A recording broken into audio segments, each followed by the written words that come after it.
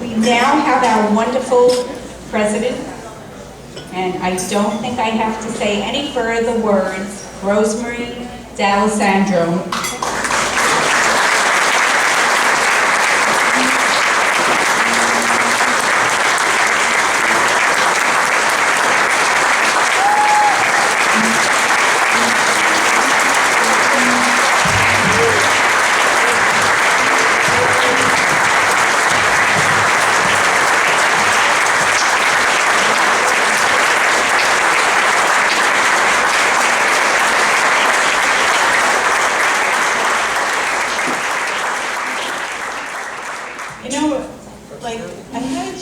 Meet a lot of you tonight, and with all the other 3 parties that we had, I didn't even have a chance to, engage with you.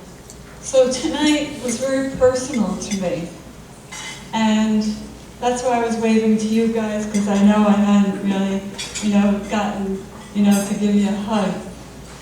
And first of all, I want to say thank you for being here, for being part of this whole movement. And I want to say thank you to all Team Joan volunteers that helped to make this night so wonderful. Let's clap.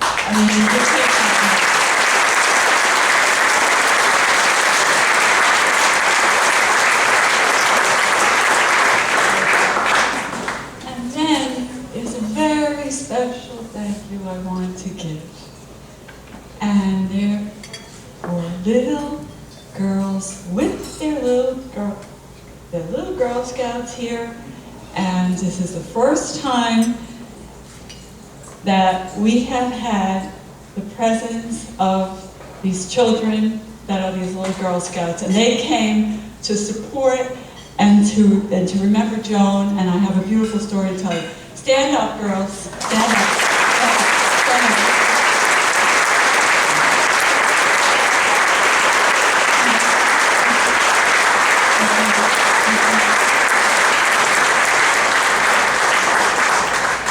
Thank you for feeling that, for letting me know that Joan is your friend, and she's helping you, and you're talking to her. Okay? And what you're doing with the Scouts, with your leaders, these amazing leaders, is like so special, and that's what I love, because you're trying to make the world a better place. And the way you do it in your sincere way, and without, just coming like in a good way, the way Joan was doing it when Joan was a little girl, So thank you for giving me those memories too.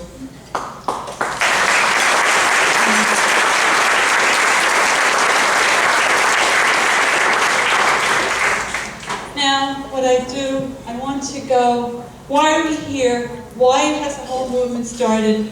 Because of this little girl. Because of her life.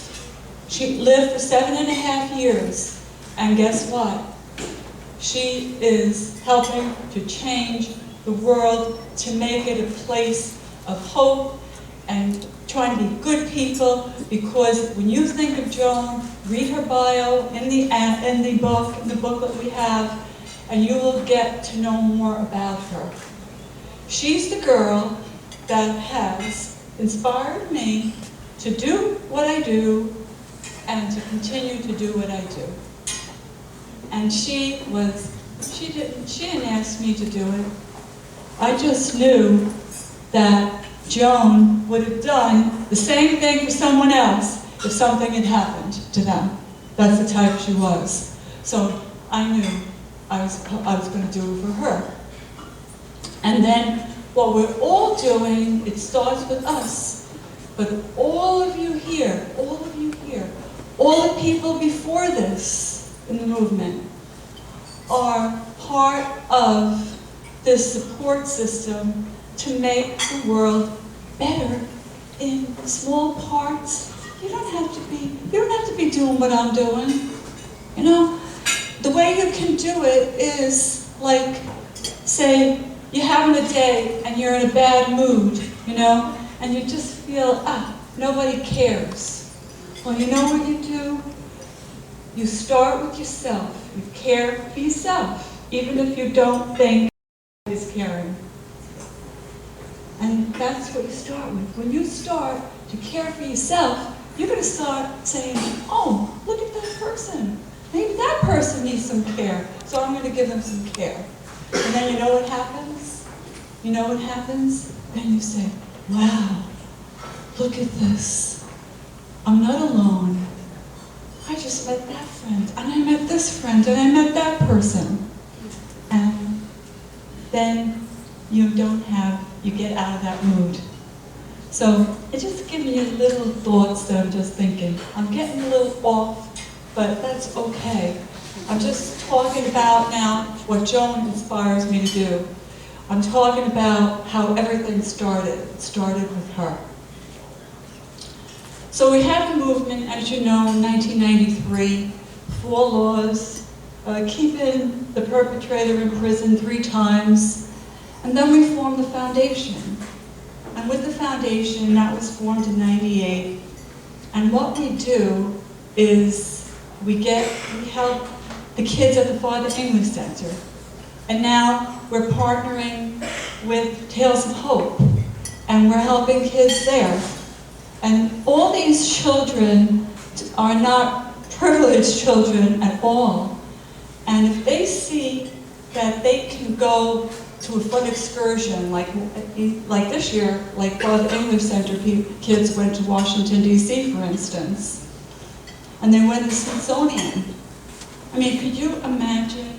I mean, some of these children didn't even, go away from, like, the area that they live in. But because of what you're doing to be here tonight, to support the cause, and all of you that put so many hours of work to get tonight to work, look what you're doing. You're helping these children. I don't think you understand that, and you have to understand it. Because in that way, you are helping to make the world a better place. Because they feel cared for. When they feel cared for, what happens? What happens? They're going to be happier people. And they're going to have more opportunities to function in this world in a more positive way. Even though they come from the crummiest places. Okay? So I want you to know that, it's about all of us. All of us. I would not do it without all of you. And all of you before. And all of you before. And all of you to come. Because next year we have the 40th anniversary for Joan. And wouldn't it be great if we could have something to honor her memory, say on the day that she was found, on Easter Sunday, a day of hope. And that would be April 22nd. So keep it in mind, if you have some ideas, we could make it nice, and we could make it simple, and we could make it very meaningful, and, let us work, to make it just sparkle. And if you see that it's something you can't do, then just pray. Say a prayer. Say a prayer. But some way or other, you could always get in touch with me, or I could feel you. I could feel you getting that we're connected. I could feel it, okay? So, everybody, there's so much that you could do in a day, and then you forget certain things. But I know that I could not be as strong as I am if it wasn't for each one of you giving me support. And I want you to know that. And clap.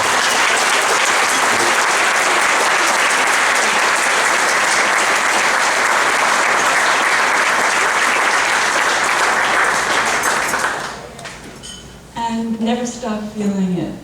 You got to feel, and you got to, appreciate yourselves. You have to.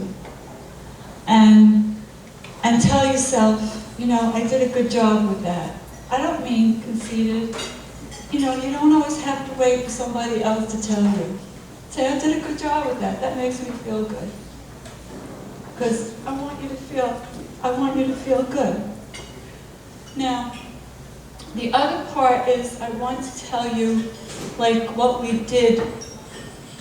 Like this year, some of the things that happened were amazing on September 7th. And on September 7th, Joan was put in the memory book in the National Girl Scout headquarters. So now her picture is there.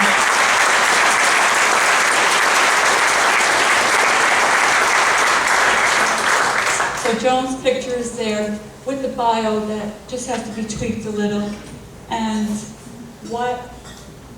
she's in, I saw the archives, and she's in the, her bio and her picture will be in the box that the founder of the Boy Scouts was with. So it goes back 100 years ago, and she's there.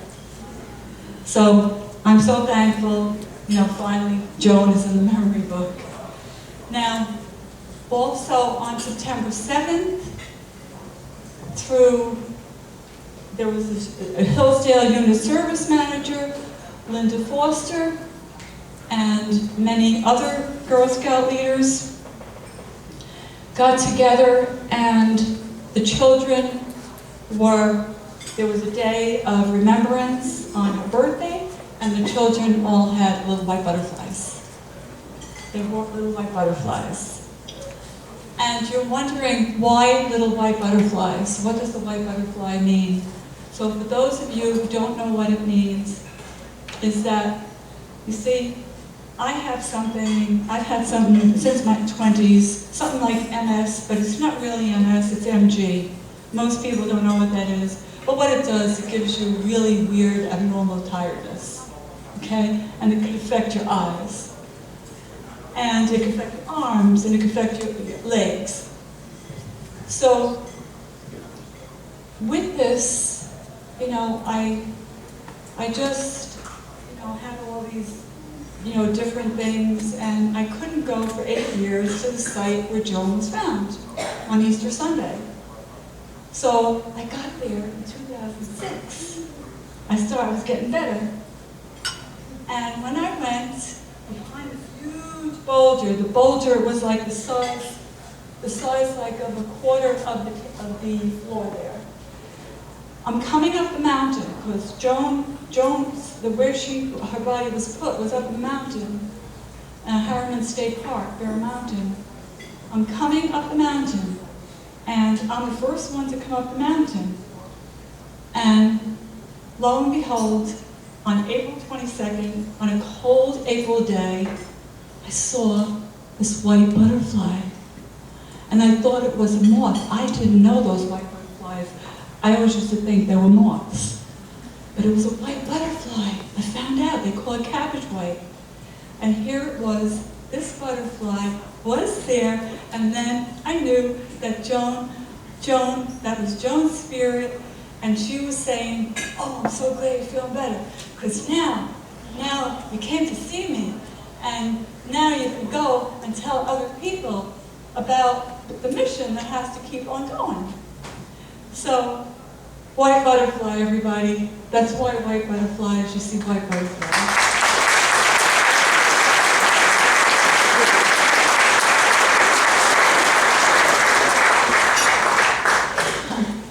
So, then there's another thing that was happening this year.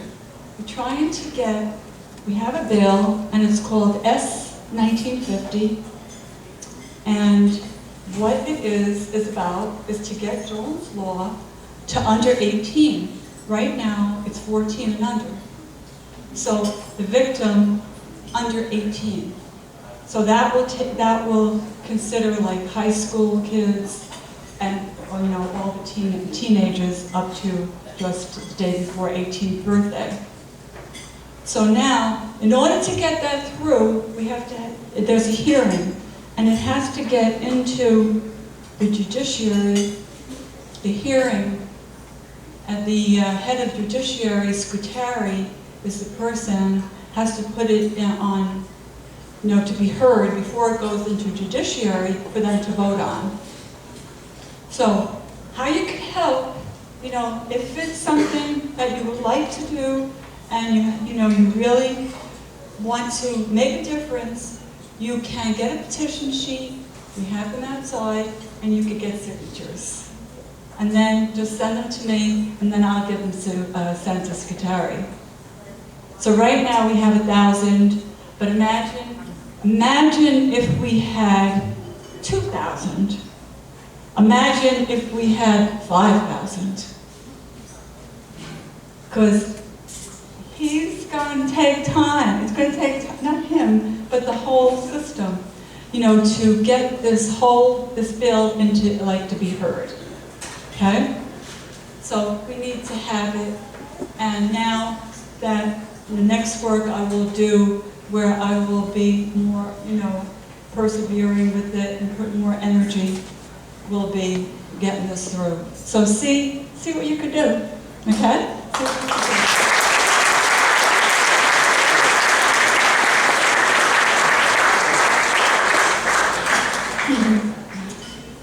And so I talked about the white butterfly. Just the other day, I was looking out the window and I was talking to Joan about the case of this man that was trying to seduce the 11-year-old boy walking to school. And this was in Hackensack. And this little boy he was asked directions to Costco, and the boy said, I don't know the directions. But he stayed away from him, and then the man started getting angry with him and demanding, to say, because he was asking him to come to the car. And then the boy, he just walked away, and the man went away. But during that time, when I was telling John, and I'm looking out the window, I hadn't seen a white butterfly in about a month. I saw the white butterfly. So guess what? That was Joan saying, child safety is very important. We have to bring awareness. All of us together could bring more awareness at your schools, wherever you are. Child awareness for safety. Okay? So that's what the message.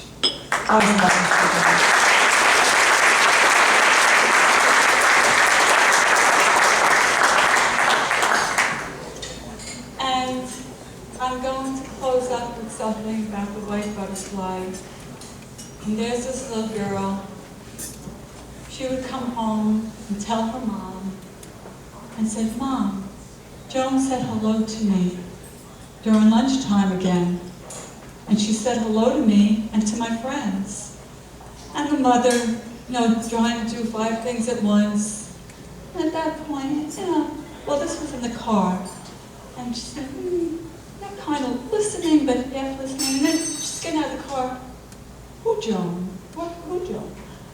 Who Joan? What Joan? Because she didn't know any Joans in the class. She says, Joan. She said hello to me. I saw a white butterfly. I see a white butterfly every day at lunch. And this little 8.5-year-old. So there you go.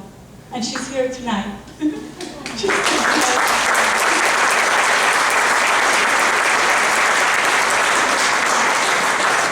So I hope when you see a white butterfly that you feel Joan saying hello to you, and that gives you hope, and that gives you strength, and that makes you smile and feel good about yourself inside, because that's what Joan would like. And Joan is very thankful to all of you, and so am I.